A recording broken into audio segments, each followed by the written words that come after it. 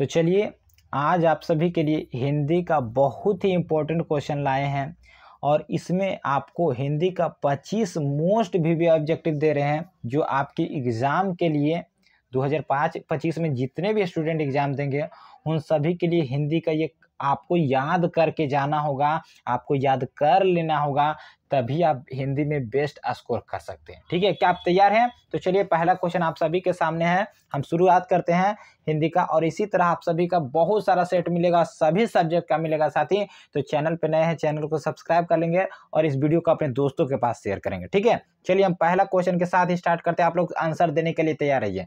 श्रम विभाजन और जाति प्रथा गद्य की कौन सी विद्या है? कहानी है, निबंध है, शब्द चित्र है या डायरी है?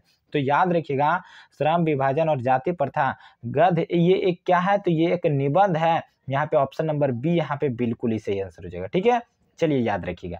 चलिए दूसरा नंबर प्रश्न है, आप लोग बताइएगा आंसर कमेंट में दीजिएगा कि विष के दांत कहानी किस वर्ग के अंतर विरोधियों को उजागर करती है? आपको जो विष के दांत कहानी है बाबू, इसमें आपको बताना है कि किस वर्ग के अंतर विरोधियों को उजागर करती है।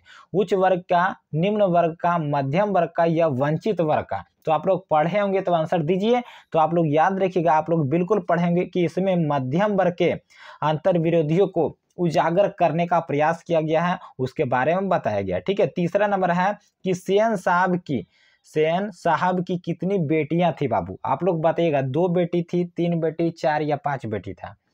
चलिए कमेंट सभी का आना चाहिए, सभी स्टूडेंट को आंसर देंगे तभी आप लोग बेहतरीन, अगर बेहतरीन नंबर लाना चाहते हैं 450 प्लस करना आप लोग का लाने का टारगेट है, तो आंसर देना पड़ेगा और टाइम आप बहुत ही कम बचा है और याद कर लेना है। ठीक है, वीडियो में ही एकदम एक बार नहीं समझ में आए 2 बार देखना है, 2 बार नहीं 3 बार देखना है, लेकिन याद कर जाना है। ठीक है, सेन साहब की आपको याद रखना है 5 बेटी था। कितना था?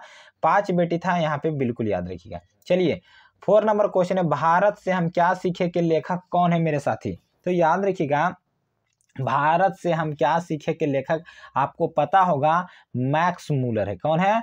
मैक्स मूलर है। Option number B for Baahubali. चलिए 5 नंबर प्रश्न है, नाखून क्यों बढ़ते हैं किस प्रकार का निबंध है बाबू?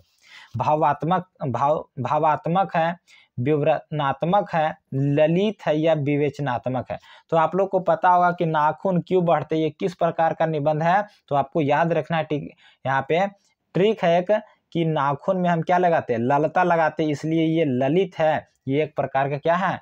ललित निबंध है। ऑप्शन नंबर क्या हो जाएगा? सी यहाँ पे बिल्कुल ही सही आंसर होगा। 6 नंबर प्रश्न है कि मनुष्य को नाखून की जरूरत कब थी? आपको बताना है कि मनुष्य जो है इसको नाखून की जरूरत कब थी? जंगली जीवन में, शिक्षित जीवन में, अशिक्षित जीवन में या अविकसित जीवन में? तो आपको पता होगा कि जब मनुष्य को नाखून की जरूरत जंगली जीवन में था, ताकि वो शिकार कर सकता था, ठीक है, अपना भोजन के लिए। ऑप्शन नंबर ए यहाँ पे हो जाएगा, जंगली जीवन में। यहाँ पे जितने भी स्टूडेंट ऑप्शन नंबर ए लगा रहे सही है। चलिए 7 नंबर प्रश्न की नागरी लिपि के आरंभिक लेख हमें कहाँ से मिले थे? नागरी लिपि के जो आरंभिक लेख था हमें कहाँ से मिले थे? पूर्वी भारत से, पश्चिमी भारत से, दक्षिणी भारत से या उत्तरी भारत से? तो आपको याद रखना है साथी कि नागरी लिपि के जो आरंभिक लेख थे ये हमें दक्षिणी भारत से मिले थे। ऑप्शन नंबर सी हो जाएगा सही उत्तर। ठीक है, ऑप्शन नंबर सी दक्षिणी भारत। 8 नंबर प्रश्न है कि बहादुर अपने घर से क्यों भाग गया था? तो देखिए, बहादुर जो था ये अपने घर से माँ की मार के कारण भाग गया था। ठीक है, क्या हो गया था? माँ की मार के कारण ये अपने घर से भाग गया था। Option number B. ठीक है, चलिए अगला प्रश्न है 9 नंबर की बहादुर कौन था? तो बहादुर आपको पता होगा बाबू, ये एक क्या था बाबू? ठीक है, चपरासी था, पहरेदार था, नौकर था या फौजी था? तो आप सभी को याद रखना ये एक नौकर था। बहादुर कौन था? नौकर था। Option number C. एकदम रट जाना है, याद कर जाना है।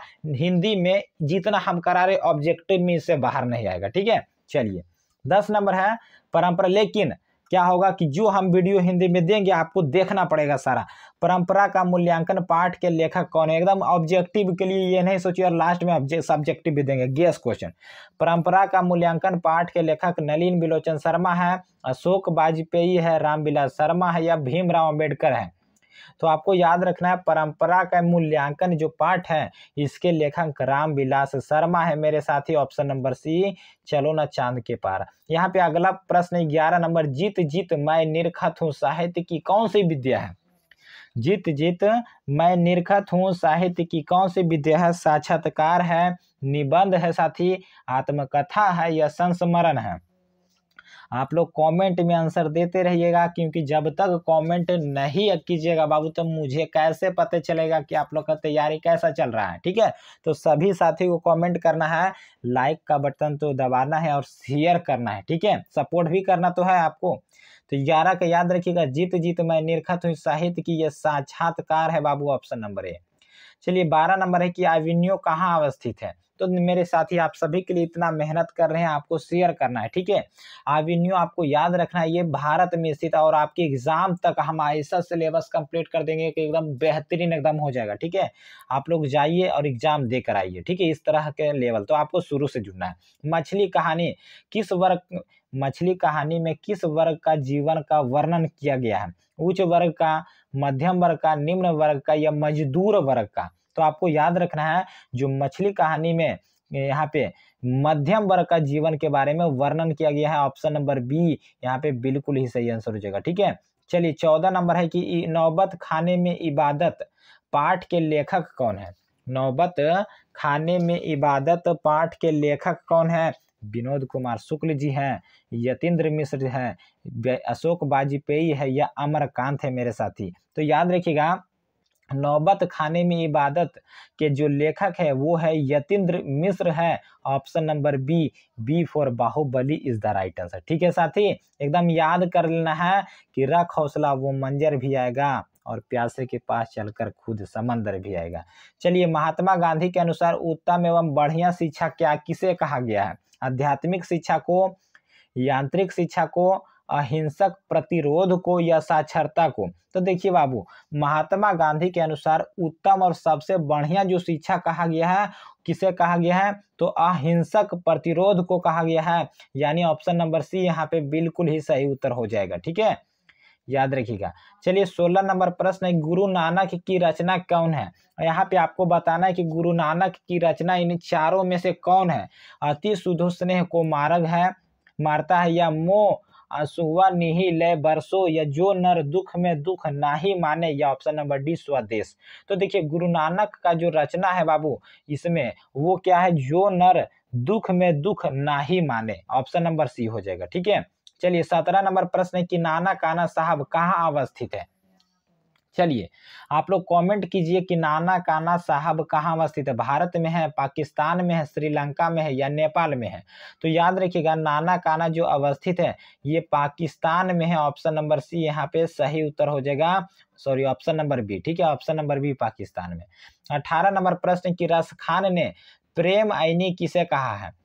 ठीक है, रसखान ने प्रेम आईनी किसे कहा है? तो आपको याद रखना है बाबू ये राधा को कहा है, ऑप्शन नंबर सी हो जाएगा। चलिए अगला प्रश्न है 19 नंबर है, मेरे प्यारे साथियों आप सभी लोग बताइएगा कि घनानंद किसके द्वारा मारे गए? जो घनानंद थे शिष्य के द्वारा, राजा के, दूसरे कवि के द्वारा या नादिर शाह के सैनिकों के द्वारा? तो जो घनानंद थे ये किसके? नादिर शाह के सैनिकों के द्वारा मारे गए थे, ऑप्शन नंबर डी हो जाएगा यहाँ पे सही उत्तर। ठीक है, याद रखिएगा। 20 नंबर प्रश्न है कि स्वदेशी किस कवि की रचना है? मेरे साथी आप लोग एक बार बताइए तो कि स्वदेशी किस कवि की रचना है? तो याद रखिएगा जो स्वदेशी है ये प्रेम घन की रचना है मेरे साथी, ऑप्शन नंबर डी। ठीक है, याद कर जाइए, घोल कर पी जाइए।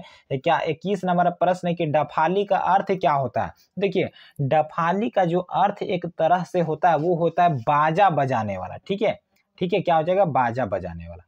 22 नंबर प्रश्न है कि भारत माता का आंचल कैसा है? तो आपको पता होगा कि भारत माता का जो आंचल है बाबू वो क्या है? तो धूल भरा है, धूल से भरा है बाबू, यहाँ पे ऑप्शन नंबर डी हो जाएगा।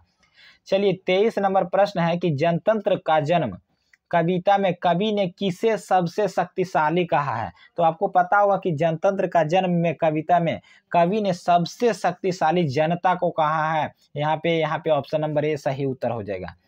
24 नंबर प्रश्न है कि हिरोशिमा के कवि कौन है। तो आप लोग याद रखिएगा कि हिरोशिमा के जो कवि थे वो थे अगेय जी थे। ठीक है, कौन थे? अगेय थे, ऑप्शन नंबर सी। और सबसे लास्ट प्रश्न है कि एक वृक्ष की हत्या कविता किस काव्य संग्रह में संकलित है। ये एक वृक्ष की जो हत्या है कविता किस काव्य संग्रह से संकलित है? दीपशिखा से, ग्राम्या से, इन दिनों से, या चिंता से। यानी 25 का सही उत्तर क्या होगा? आप सभी लोग को इसका कमेंट कर देना है कमेंट बॉक्स में कि इसका सही उत्तर क्या होगा। तो चलिए फिर मिलेंगे नेक्स्ट वीडियो में, तब तक के लिए धन्यवाद। जय हिंद, जय भारत। ठीक है, चलिए।